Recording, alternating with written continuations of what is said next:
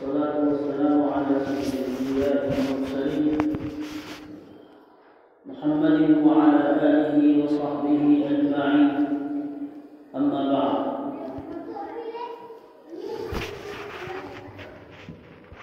قال الله عز وجل في القرآن المجيد والفرقان الحميد: أعوذ بالله من الشيطان الرجيم، بسم الله الرحمن الرحيم.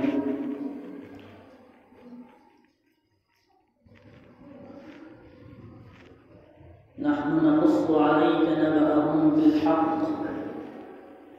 إنهم فتية آمنوا بربهم وزدناهم هدى. صدق الله العظيم.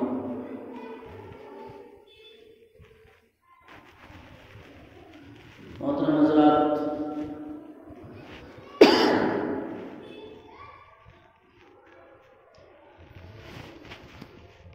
اللہ تبارک و تعالیٰ نے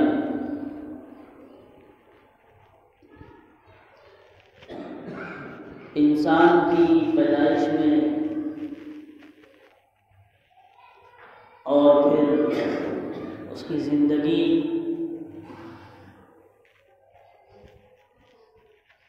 جو موت تک اور اس کے بعد پھر موت، اس میں اللہ پاک نے انسان کے لیے مختلف مراحل رکھے ہیں کہ جن مراحل سے گزر کر ہر انسان اپنی زندگی کے اوقات گزارتا ہے اور پھر وقت آنے پر موت کے سپرد کر دیا جاتا ہے۔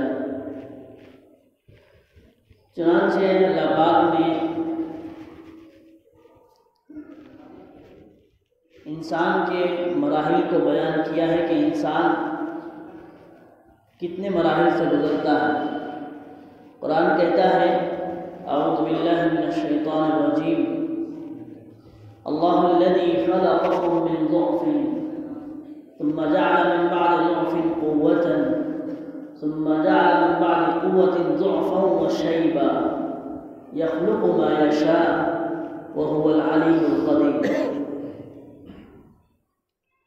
کہ اللہ وہی ہے جس نے تم کو پیدا کیا کمزوری سے، اور پھر کمزوری کے بعد اس نے تمہیں قوت عطا فرمائی، پھر قوت دینے کے بعد اس نے تمہیں کمزور کر دیا اور بڑھاپا عطا کر دیا۔ یخلق ما یشاء، پھر وہ جو چاہتا ہے پیدا کرتا ہے، اور وہ جاننے والا بھی ہے اور قدرت والا بھی ہے۔ تو یہاں تین مرحلے انسان کی پیدائش کے بیان کیے گئے ہیں کہ انسان جب پیدا ہوتا ہے تو اتنا مجبور ہوتا ہے، اتنا کمزور اور بے بس ہوتا ہے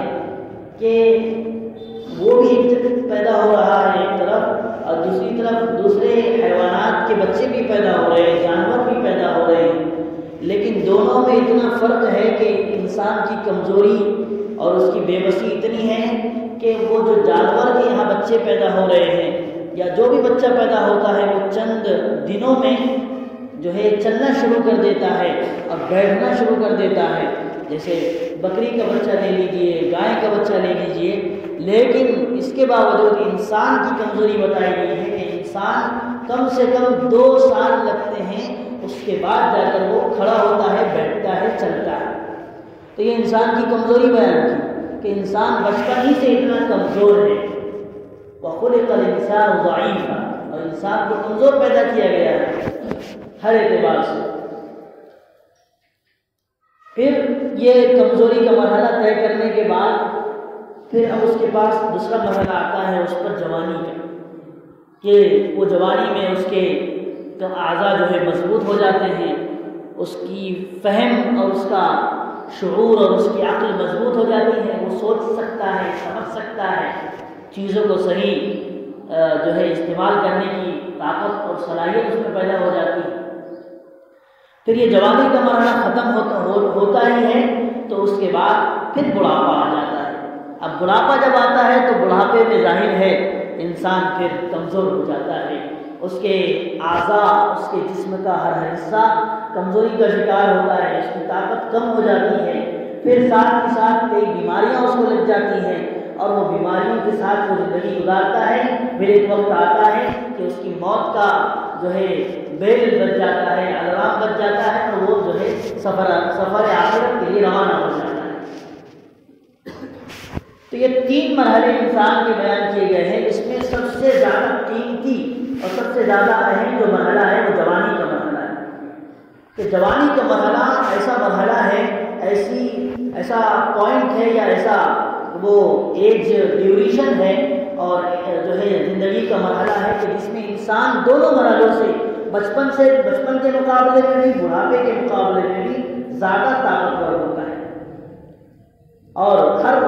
ہر چیز اس کی جو ہے بڑھ رہی ہوتی ہے، اس کے اعضاء کو بھی ترقی مل رہی ہوتی ہے، اس کی سوچ صلاحیت میں بھی ترقی ہو رہی ہوتی ہے، اور وہ اس جوانی سے ایسے کام کر سکتا ہے کہ جو اس کے لیے بعد میں یاد کرنے کے قابل بن سکے، کہ وہ ایسے کام کر سکتا ہے کیونکہ ابھی وہ جوان ہے اور بہت کچھ کر سکتا ہے۔ اسی لیے کہا جاتا ہے کہ جوان یہ کسی بھی قوم و ملت کے مستقبل کا نشان ہوتے ہیں، کہ اگر کسی قوم و ملت کی مستقبل دیکھنا ہو، ان کا اگلا دور دیکھنا ہو کہ ان کا اگلا دور روشن اور تابناک ہے یا پھر ظلمت سے بھرا ہوا، تاریکی سے بھرا ہوا ہے، یا اچھا ہے یا برا ہے، تو اس کو اگر دیکھنا ہے تو تم اس قوم کے نوجوانوں کو دیکھو، اس قوم کے نوجوانوں کو دیکھو۔ اگر اس قوم کے نوجوان اپنی صلاحیت، اپنی طاقت، اپنی قوت کو صحیح استعمال کر رہے ہیں اور اپنی توانائی کو صحیح خرچ کر رہے ہیں تو سمجھ لو اس قوم اور ملت کا مستقبل بہت روشن ہے۔ اور اگر خدا نہ خواستہ اس قوم کے نوجوان اگر تباہی کا شکار ہیں اور بربادی کا شکار ہیں، اپنی صلاحیتوں کو غلط جگہ صرف کر رہے ہیں، خرچ کر رہے ہیں، تو سمجھ لو پھر اس قوم کی کوئی تاریخ نہیں ہو سکتی، پھر اس قوم کا مستقبل کبھی روشن اور کبھی تابناک نہیں ہو سکتا۔ یہ نوجوانی کا مرحلہ ہے۔ اب اس تعلق سے اگر ہم قرآن میں دیکھتے ہیں تو قرآن کریم نے بھی نوجوانوں کے بارے میں ایک واقعہ بھی بیان کیا ہے، اور اس میں نوجوان میں کیا چیزیں مطلوب ہیں، اس نوجوان ہونا کسے چاہیے، اس تعلق سے بھی بتایا ہے۔ چنانچہ اصحاب کہف کا واقعہ، جیسا کہ خطبے میں آیت پڑھی گئی، اصحاب کہف کا واقعہ اللہ پاک نے قرآن کریم میں بیان کیا ہے کہ ہم تم کو ایک سچی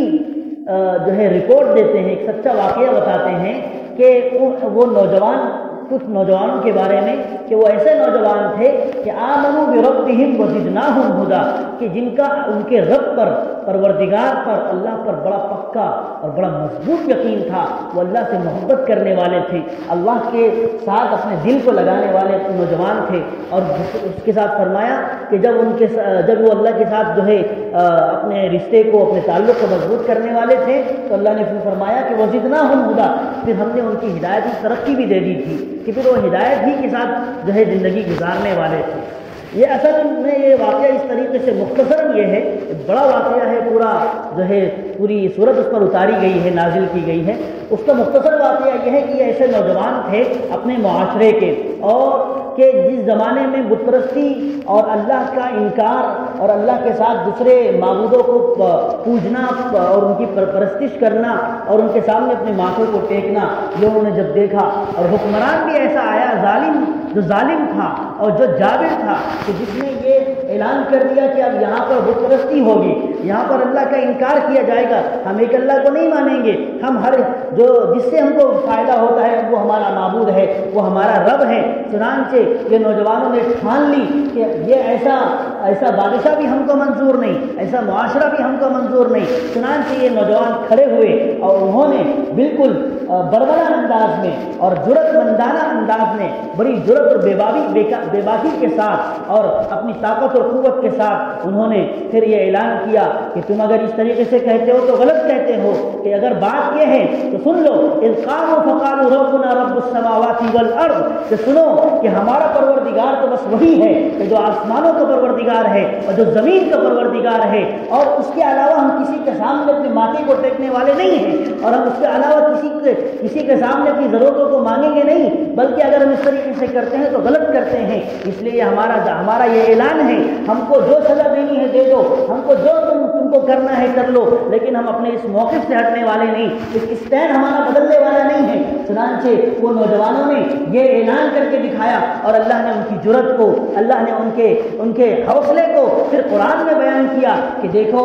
یہ ہوتے ہیں ایسے نوجوان ایسے ہوتے ہیں کہ جو باطل کے سامنے ڈٹ جاتے ہیں، جو غلط چیزوں کے سامنے ڈٹ جاتے ہیں، کہ نوجوانوں کی صفات ہو تو ایسی ہو کہ جس کو قرآن کریم نے سورہ کہف میں بیان کیا۔ پھر وہ نوجوان جو ہے کسی غار میں جا کر چھپ جاتے ہیں، پھر وہاں پر ان کے ساتھ ایک بڑا واقعہ پیش آیا ہے۔ تو مختصر یہ ہے کہ اللہ نے ان نوجوانوں کی تعریف اپنی کتاب مقدس میں فرمائی کہ کیا تعریف ہوئی اور کیا اللہ نے ان کے نام کو باقی رکھا، کہ جب تک قرآن زندہ ہے تب تک ان کے نام زندہ ہے، اور یاد رکھنا چاہیے کہ جب تک قیامت قائم نہ ہوگی اس وقت تک قرآن بھی باقی رہنے والا ہے اور ان کے نام بھی باقی رہنے والے ہیں۔ تو یہ اس شرط پر اللہ پاک نے ان کو نام دیے ہیں، ان کی تاریخ کو جو ہے باقی رکھا ہے اور ان کے تذکرے کو باقی رکھا ہے۔ یہ نوجوان ایسے تھے کہ جنہوں نے اپنی نوجوانی کو اللہ کے لیے جو ہے صرف کیا تھا، اللہ کے لیے لگا دیا تھا کہ ہماری نوجوانی صرف اللہ کے لیے ہے، دیا اس نے ہے، ہم اسی کو دینے والے ہیں، اسی کے لیے اپنے اوقات کو، اپنی زندگی کو اور اپنی جوانی کو لگانے والے ہیں۔ تو ایسے نوجوان جو کیریکٹر ہونا چاہیے، جو صفات ہونی چاہیے، قرآن نے اصحاب سورہ کہف میں اس کو بیان کیا کہ نوجوان ہو تو ایسے ہو۔ اور پھر قرآن کریم میں اور بھی واقعات ہیں، لیکن وقت نہیں ہے، لیکن ہم کو ایک بات ظاہر ہے، کسی کے لیے ایک بات بھی ہدایت کا ذریعہ بن سکتی ہے، اور کسی کے لیے 10 باتیں بھی جو ہے اس کے لیے جو ہے کوئی کام نہیں دے سکتی ہے۔ شرط یہ ہے کہ طلب سے سنا جائے، شرط یہ ہے کہ عمل کی نیت سے سنا جائے کہ ہاں جو کہا جا رہا ہے اگر ہماری زندگی اس کے خلاف چل رہی ہے تو آج سے ہم توبہ کرتے ہیں اور آج سے ہم اس پر عمل کرنا شروع کرتے ہیں۔ یہ انداز ہوتا ہے سننے کا، یہ انداز ہوتا ہے اپنے جو ہے بیٹھنے کا اور اپنے آپ کو جو ہے صحیح ٹریک پر لانے کا۔ چنانچہ نبی صلی اللہ علیہ وسلم نے ان نوجوانوں کے بارے میں فرمایا کہ نوجوان اپنی نوجوانی کو یاد رکھے کہ نوجوانوں سنو، نبی صلی اللہ علیہ وسلم نے کتنی خاص فضیلت بتائی کہ کل قیامت میں ایسا منظر ہوگا، نفس نفسی کا عالم ہوگا اور ہر آدمی پریشان ہوگا کہ میری جان میری جان۔ یہاں تک کہ انبیاء کے بارے میں بھی کہا گیا ہے کہ انبیاء علیہ السلام بھی کہیں گے میری جان میرا کیا ہوگا۔ یہاں تک انبیاء جو ایسے لوگ ہیں کہ جنہوں نے کبھی گناہ نہیں کیے، جن سے گناہ ہوتے ہی نہیں ہیں، وہ لوگ بھی کل کہیں کہ میری جان۔ تو کل قیامت کا منظر ہوگا، حشر کا میدان ہوگا، اور پھر سورج جو ہے سوا نیزے پر ہوگا۔ آج سورج اتنے اوپر ہیں، گرمیوں کے موسم میں ہم کو اے سی لگتی ہے، ہمیں کولر لگتے ہیں، اور ہمیں کیا کیا نہیں جو ہے چاہیے ہوتا ہے کہ اس گرمی برداشت کرنا ہمارے لیے مشکل ہو جاتا ہے۔ سوا نیزے پر ہوگا، بس یہاں یہ لائٹ جل رہی ہے، بس اتنے اس سے بھی کم ہو سکتا ہے، اتنی قریب جو ہے وہ مسافت پر ہوگا۔ تو فرمایا کہ سب جل رہے ہوں گے تمازت میں، سورج کی حدت اور اس کی شدت میں سب پریشان ہوں گے، لیکن کچھ لوگ ایسے خوش نصیب ہوں گے کہ جن کو ایک چیز مل جائے گی اس سورج سے بچنے کے لیے۔ اور فرمایا نبی صلی اللہ علیہ وسلم نے وہ چیز کیا ہوگی، تو فرمایا وہ اللہ کے عرش کا سایہ ہوگا، یوم لا ظل الا ظلہ، اور عرش کے سائے کے علاوہ اس دن کوئی سایہ نہ ہوگا، صرف عرش کا سایہ ہوگا۔ پھر فرمایا نبی صلی اللہ علیہ وسلم نے آگے کہ وہ خوش نصیب لوگ کون ہوں گے؟ وہ 7 طرح کے لوگ ہوں گے جن کو وہ سایہ مل سکے گا، جن کو جو ہے سورج کی حدت اور شدت سے بچنا نصیب ہوگا، جو اپنے آپ کو سورج کی حدت سے بچا لے جائیں گے۔ ان میں ایک قسم وہ بھی ہوگی، فرمایا وہ ایسا نوجوان، اس نوجوان کے لیے وہ سورج کی حدت، وہ عرش کا سایہ اس کو ملنے والا ہے جس نوجوان نے اپنی زندگی اللہ کی اطاعت میں گزاری ہوگی، جس نوجوان نے اپنی جوانی کو اللہ کی عبادت کے لیے اللہ کی عبادت میں گزاری ہوگی، ایسے نوجوان کو بھی وہ سایہ مل سکے گا۔ تو نوجوانوں کی فضیلت کتنی بڑی فضیلت ہے کہ اگر نوجوان اپنی نوجوانی کو صحیح راستے پر اگر جو ہے لے آتا ہے، اللہ کی عبادت اطاعت کی زندگی گزارتا ہے، تو اس کے لیے عرش کا سایہ ملنے والا ہے۔ اسی کے ساتھ یہ اور ایک حدیث نبی صلی اللہ علیہ وسلم بتایا کہ 5 چیزوں کو 5 چیزوں سے پہلے غنیمت جانو۔ ان میں ایک چیز فرمائی کہ شبابک قبل حرمک، کہ تم اپنی نوجوانی کو غنیمت جانو بڑھاپا آنے سے پہلے، کہ نوجوان ابھی تم ہو، اس نوجوانی میں تم بہت کچھ کر سکتے ہو، اور تم اپنے مستقبل کو بھی سنوار سکتے ہو، اور ساتھ ہی ساتھ تم اپنے قوم کے، اپنے خاندان کے، اور اپنے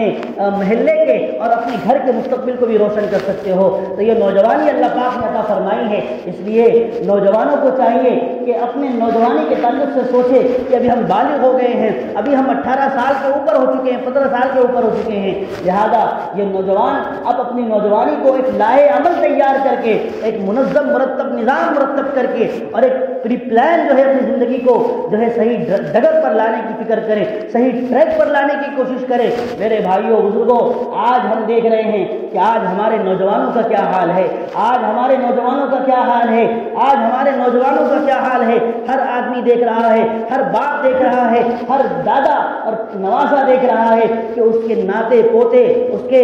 جو ہے بچے اور اس کے گھر کے جو ہے نوجوان کہاں اپنے اوقات کو برباد کر رہے ہیں، کس انداز میں ان کی زندگی گزر رہی ہے، کیا شریعت کے مطابق ان کی زندگی گزر رہی ہے، کیا اسلام کے مطابق زندگی گزر رہی ہے، ہمیں یہ دیکھنا ہے۔ چنانچہ قرآن میں بھی ہمیں یہ بات ملی، حدیث میں بھی یہ بات ملی، تاریخ میں بھی ہمیں یہ بات ملتی ہے کہ ایسے نوجوان گزرے ہیں ماضی میں، اور عہد نبوی کے یعنی نبی صلی اللہ علیہ وسلم کے زمانے میں ایسے نوجوان صحابہ کہ جنہوں نے اچھے اچھے کارنامے انجام دے کر اپنی جوانی کو صحیح استعمال کر کے پھر انہوں نے ایسی تاریخ جو ہے مرتب کر ڈالی، ایسا نام روشن کیا کہ پھر جس سے پوری دنیا آج تک ویسی تاریخ پیش کرنے سے عاجز ہے۔ کوئی ایسی آج تک کوئی پیدا نہیں ہوا جو صحابہ کی ایسی تاریخ پیش کر سکے۔ چنانچہ صحابہ نے اپنی نوجوانیوں کو کس طریقے سے پیش کیا، کس طریقے سے اللہ کی عبادت طاعت کے لیے گزار دیا، کس طریقے سے انہوں نے اپنی نوجوانی کا استعمال کیا۔ ان کو معلوم تھا کہ کل قیامت میں اللہ پاک جب 5 سوال کرے گا تو 5 سوال جب تک کوئی آدمی نہیں دے گا،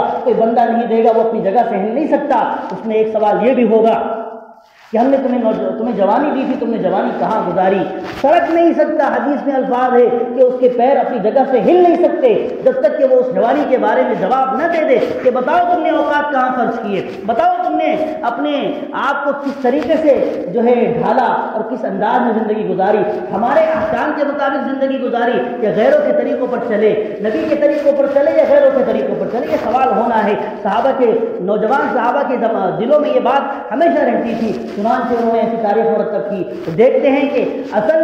نوجوانوں ہی سے قوموں کی مستقبل بنتے ہیں، قوموں کی تاریخ بنتی ہے، قومیں ابھرا کرتی ہیں، ترقی ہوتی ہے صرف اور صرف نوجوانوں سے۔ چنانچہ ایسے نوجوان تھے کہ حضرت اسامہ بن زید رضی اللہ تعالیٰ عنہ ایک نوجوان صحابی ہے، 17-18 سال ان کی عمر ہے، اور ان کو جو ہے سپہ سالار بنا کر بڑے بڑے صحابہ کا امیر بنا کر جو ہے لشکر لے کر روانہ کیا جا رہا ہے، ان کو امیر بنایا جا رہا ہے۔ یہ ہے نوجوان کہ جنہوں نے اپنی جوانی کا صحیح استعمال کیا تو وہ 18 سال کی عمر میں بڑے لشکر کے امیر بن گئے، اور بڑے بڑے صحابہ ان کے ماتحتی میں ہیں اور وہ امیر لشکر بن کر جا رہے ہیں۔ حضرت خالد بن ولید رضی اللہ تعالیٰ عنہ جنہوں نے جوانی ہی میں اپنے کارناموں کو اور اپنے کیریکٹر کو اور اپنی جوانی کو صحیح استعمال کر کے نبی صلی اللہ علیہ وسلم سے سیف اللہ کا لقب لیا کہ تم اللہ کی تلوار ہو، اللہ نے ان کو سیف اللہ کا لقب دیا۔ اور نہ جانے ایسے کتنے صحابہ ہیں جو حضرت علی ہے، حضرت جو ہے یاسر ہے، اور نہ جانے کتنے صحابہ ہیں کہ جنہوں نے اپنی نوجوانی میں بڑے بڑے کارنامے انجام دیے۔ پھر اس کے بعد کے ادوار میں آئیے، اس کے بعد کے ادوار میں دیکھیے کہ پھر بڑے بڑے مجدد جو ہوئے، حضرت امام ابن تیمیہ رحمۃ اللہ علیہ، حضرت شاہ ولی اللہ محدث دہلوی رحمۃ اللہ علیہ، کہ ایسے ایسے علماء ہیں کہ جو 15-16 سال کی عمر میں مسند درس پر بیٹھ گئے اور انہوں نے حدیثیں پڑھانا شروع کر دی، انہوں نے درس دینا شروع کر دیا کہ نوجوان جو ہے عالم ہیں اور ان کی مجلس میں ہزاروں لوگ بیٹھے ہوئے ان سے استفادہ کر رہے ہیں، ان سے آ کر بیٹھ کر رہے ہیں، ان سے آ کر سبق سیکھ رہے ہیں۔ تو یہ نوجوانی ہی میں ہو رہا ہے، تو بوڑھے نہیں ہیں بلکہ نوجوان ہیں، اور اللہ نوجوانی میں ان سے کام لے رہا ہے۔ تو یہ نوجوانوں سے عرض ہے کہ نوجوانی کو، اپنی جوانی کو صحیح استعمال کرے، اپنی جوانی کو غنیمت سمجھے۔ بڑھاپا آ جائے گا پھر کچھ نہیں کر سکیں گے، ابھی جوانی ہے سب کچھ کر سکتے سکتے ہیں، اپنی بھی لائف بنا سکتے ہیں، گھر والوں کی لائف بنا سکتے ہیں، دین کے اعتبار سے آگے بڑھ سکتے ہیں، دین کے کارنامے انجام دے سکتے ہیں، اعلاء کلمت اللہ کے لیے آگے بڑھ سکتے ہیں، اللہ کے کلمے کو بلند کر سکتے ہیں، اسلام کی نشر و اشاعت کر سکتے ہیں، کیا کیا نہیں کر سکتے ہیں۔ یہ صرف اور صرف جوانی میں ممکن ہے، صرف اور صرف جوانی میں ممکن ہے۔ اس لیے یہ تاریخ رہی ہے کہ اس کے بعد پھر بعد کے ادوار میں اور دیکھ لیجئے کہ ہم کو ایسے نام ملتے ہیں کہ سلطان صلاح الدین ایوبی، آج تک دنیا تھر تھراتی ہے، اور محمد بن قاسم کہ 18 سال کا نوجوان ہے جنہوں نے سرہند کا علاقہ فتح کیا، اور ان کے آنے کی بدولت آج ہندوستان میں اسلام موجود ہے۔ اگر وہ نہ ہوتے تو اسلام نہ ہوتا۔ لوگ کہتے ہیں، تاریخ داں کہتے ہیں 18 سال کا نوجوان ہے جنہوں نے ایسا اسلام کا کام کیا، ایسا دین کا کام کیا، نوجوانی ہی میں اپنی جوانی کو صحیح استعمال کیا۔ تو میرے بھائیو بزرگوں، اب ہم جائزہ لیں اس دور کے نوجوانوں کا اور گزشتہ دور کے نوجوانوں کا، یعنی آج کے نوجوان اور عہد نبوی کے نوجوان اگر ہم موازنہ کرتے ہیں، اگر ہم کمپیریزن کرتے ہیں تو ہم بڑا فرق پاتے ہیں۔ زمین و آسمان کا جتنا فرق ہے اس سے بھی زیادہ فرق ان نوجوانوں میں ہے، آج کے نوجوانوں میں ہے۔ وہ نوجوان جو کبھی جن کے زبانوں پر کبھی قرآن ہوا کرتا تھا، جن کے زبانوں پر کبھی اللہ کی توحید کے نغمے ہوتے تھے، جن کے زبانوں پر کبھی جو ہے نبی کے ترانے ہوتے تھے، اور جن کے دلوں میں ہمیشہ دین کو لے کر چلنے کا جذبہ ہوتا تھا، آج ہمارے نوجوان جن کے ہاتھوں میں موبائل ہے، جو جن کے اندر عیش پرستی پیدا ہو گئی ہے، وہ نوجوان کبھی قربانی کے خوگر تھے، قربانی کے عادی تھے کہ قربانی دے دیا کرتے تھے، اپنے آپ کو نچھاور کر دیتے تھے۔ آج ہمارا نوجوان کام چوری میں اور جو ہے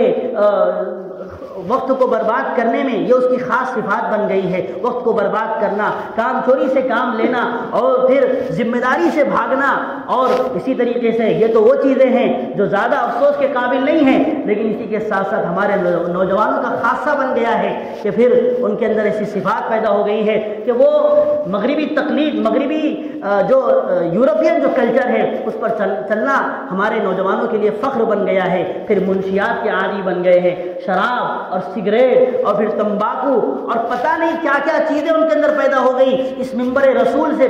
جو ہے بیٹھ کر بولنا بھی مناسب نہیں ہے۔ اس لیے میرے بھائیوں، ہمارے لیے پیغام ہے کہ ہم اپنے نوجوان بچوں کی فکر کریں، اور نوجوان طبقہ یہاں بیٹھا ہوا ہے وہ نوجوان بھی اپنی نوجوانی کو صحیح استعمال کریں کہ کل اللہ پاک ہم سے پوچھ کرنے والا ہے، خاص طور پہ پوچھ ہوگی کہ بتاؤ تم نے جوانی کو کہاں خرچ کیا۔ اس لیے ہمیں ضرورت ہے کہ ہم اپنی جوانی کو جو ہے صحیح استعمال کریں اور عیش کوشی سے دور بھاگے اور اپنے آپ کو قربانی پر ڈالے، ایثار اپنے اندر پیدا کرے، نبی کی محبت اپنے اندر پیدا کرے، اور دین کے لیے کچھ کرنے کا جذبہ اپنے اندر پیدا کرے۔ تو پھر اللہ پاک بھی جو ہے ایسے نوجوانوں کی تعریف فرماتا ہے قرآن کریم میں، جو سورہ کہف میں اللہ پاک نے تعریف فرمائی۔ اور اسی طریقے سے اگر ہم چاہتے ہیں کہ ہمارا مستقبل روشن ہو، ہماری قوم کا مستقبل روشن ہو، ہمارے گھر والوں کا مستقبل روشن ہو، تو ہمیں چاہیے کہ پھر جو ہے ہم کچھ قربانی دیں، اپنے اوقات کو صحیح استعمال کریں، اور قرآن کریم کی تلاوت یا قرآن کریم کو سیکھنے کا مشغلہ جو ہے ہم اس کو عام کریں، قرآن کریم کو سیکھیں، اور اسی طریقے سے اپنی نوجوانی کو صحیح استعمال کریں۔ اگر ہم جو ہے جوانی کو صحیح استعمال کریں گے تو پھر اللہ پاک جو ہے اس کے بڑے اچھے نتائج پیدا کرے گا، بڑے اچھے اثرات پیدا کرے گا کہ قوموں کی تعمیر، کہ قوم جو ابھرا کرتی ہیں وہ نوجوانوں کی مسلسل محنت کی بنیاد پر ابھرتی ہیں۔ اگر قوم کے نوجوان ہی سو جائے تو پھر قوم کا مستقبل سو جایا کرتا ہے، اور قوم کا مستقبل تاریک ہو جاتا ہے، ظلمت بھرا ہو جاتا ہے۔ اس لیے یہ درخواست ہے کہ ہم اپنی جوانی کو صحیح استعمال کرنے کی فکر کریں، اور اللہ کے لیے